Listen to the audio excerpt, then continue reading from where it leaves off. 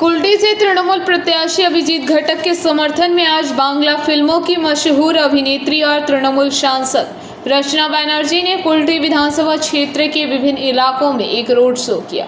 उनका road show Kulti के RD से शुरू हुआ और बेजरी मिठानी ग्राम होते हुए पाट मोहना तक पहुंचा।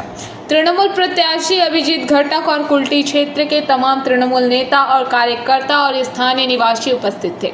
इस दौरान रचना बनर्जी और अभिजीत घटक एक खुली जीप में सवार थे और जन सैलाब उनके साथ था।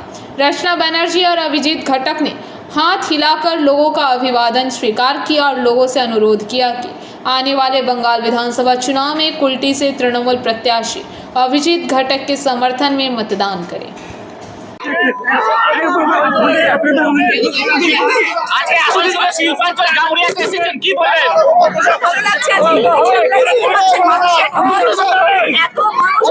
জমায়েত হয়েছেন জায়গা নেই, এতেই বোঝা যাচ্ছে যে জয় নিশ্চিত। আগামী 23শে এপ্রিল আমাদের ভোট হচ্ছে ঠিকই, কিন্তু জয় নিশ্চিত।